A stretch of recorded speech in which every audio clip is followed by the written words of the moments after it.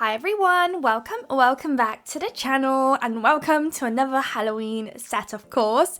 Today we're going to use this stamping plate to create our Halloween design. I've gone for more of like a pinky purpley design. I've got the Rule Maker and Gossip, didn't read it in time, but we didn't actually use that Gossip shade, I don't think. We actually ended up using Glorious and Moonchild as well, so one of them we don't use, because in the end I knew I was going to do a marble, and I think I just overestimated how many gel polishes I actually need for the set, so that one did have to go aside. We're going to do our background shades first before we start with the stamping. So we've got one nail that's that gorgeous pinky shade. We've got one nail that's Moonchild, so you essentially just need like a nudie shade, something a bit more neutral that's going to work with your set. Then our middle nail is going to be an ombre, so I've picked out the darker purpley shade there with the more of a bluey purple, and then I'm going to ombre that with the Moonchild, which we're doing now. Then the last two nails are going to be our marbled nails, so those are so fun to do. So basically you just want to grab your colours like I have on my palette, grab yourself a brush and just go to town pretty much, and just squiggle your brush all over the nail. It's like the most easiest method to do a marble. And then you also want to make sure you start with the lighter shade first, so bear that in mind, and then gradually make your way with the darker shades. So next up I went in with the pink, and again I'm just having a good time, like I'm just swirling my brush. There's literally no pattern, no method to this. I'm just having a good time, and I'm just swirling it wherever I feel like it needs it. And then once I'm happy, I will then crack on with that darker purpley bluey shade that we've got going on there. And that will be that. So when it comes to the very last shade, I try to be a bit more intentional with that colour. So usually it's going to be your darkest shade, so it's going to be the most overwhelming, so you don't want to use too much of it. And that's when I'm also focusing a bit more of trying to cover up any holes, any areas that, you know, there's a gap or needs a bit more of a colour.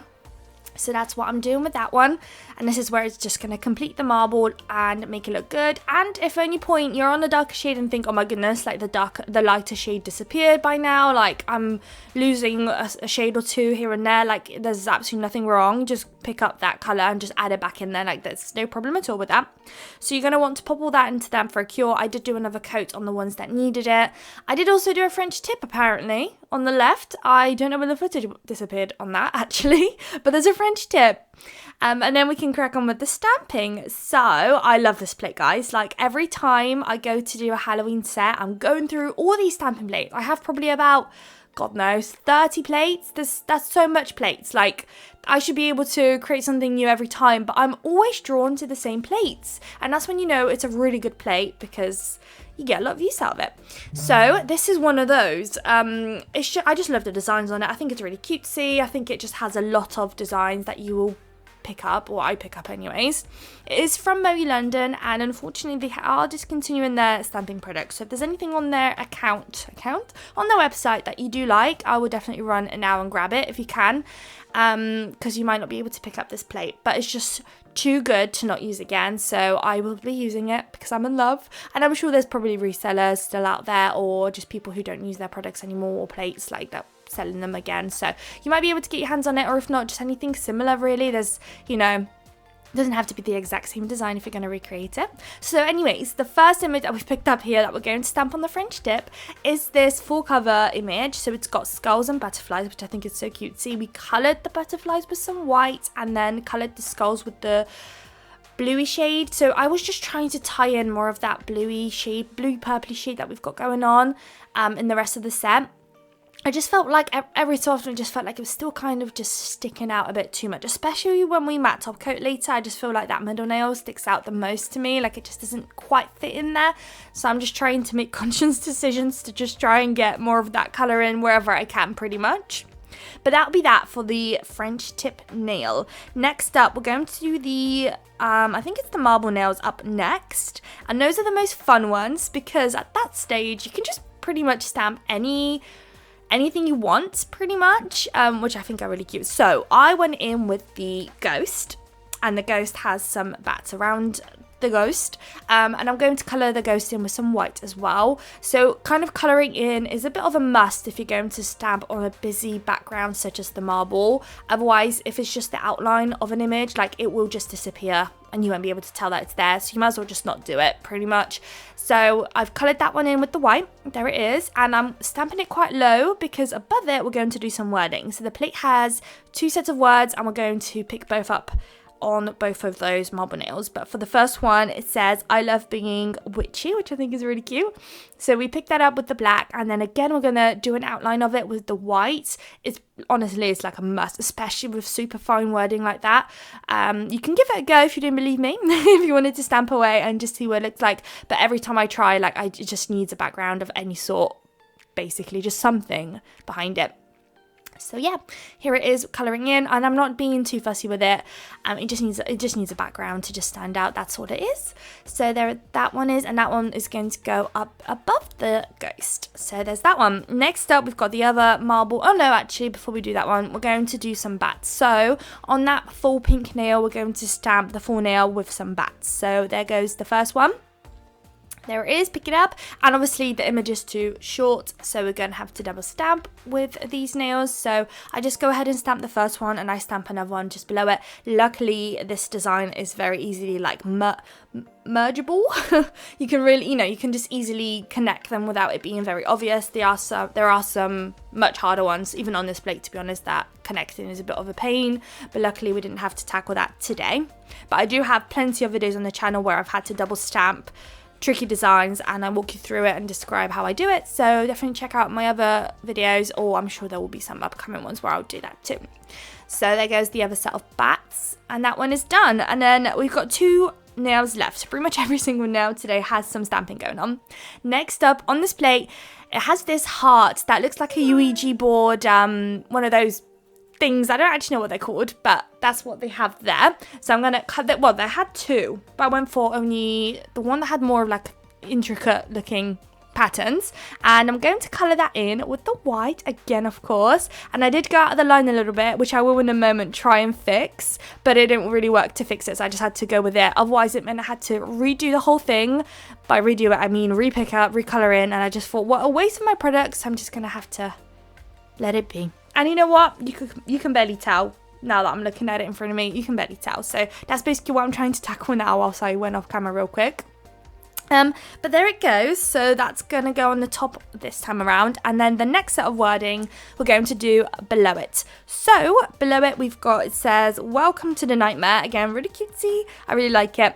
I wasn't too sure if it's going to look good with the wording being below. Usually I always do wording above, but this time I went for below, and it was much like finer, very small looking wording, especially compared to the one we did a moment ago, but it was fine in the end, which is great. So again, I'm going to colour around it. I just got out that footage, and we're back. So I'm going to stamp it underneath, and then I just felt like there was still something missing on that one, especially as the other nail had bats around the ghost. So on the stamping plate where the bats were, not the bats, the ghost was actually, there was some stars. So I'm going to pick that up and then stamp it. I think it was 1 star above the wording and then 2 below. So I'm going to very gently just press down the 1 star and try and avoid the other 2, and then stamp that one below. I'm trying to be efficient. And there we go. Last but not least now, guys, we're almost done. The middle nail is going to have some spider web. So this plate has like the whole full cover spider web, which is great if you've got obviously nails that kind of size, but with me, I don't. I'm working on super long stilettos. So to conquer this and tackle it, we're going to actually matte top coat at this stage, and we're just gonna cover the harsh lines with some crystals in a moment. So we're going to matte top coat. Off that we're going to Lamp for a Cure. We've only got 2 nails with crystals, 2 nails that kind of really needed it. I just felt like they were just a little bit bare, or they had something to hide. Crystals are a good method of hiding any mistakes or any issues. Very good way. A problem if they ever fall off though whilst you're wearing them, but that's a problem for later.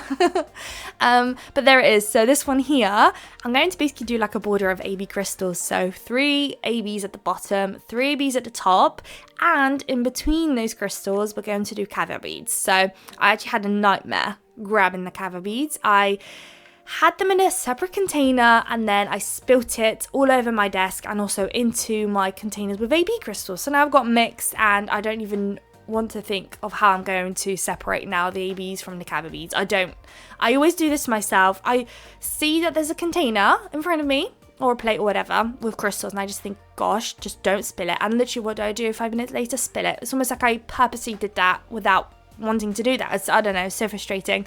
Always annoyed at myself. I wish you were sometime in my room when I'm making sets or filming. I'm just constantly getting frustrated and huffing and puffing at myself because I just keep even knocking things, spilling things. Honestly, biggest nightmare I am.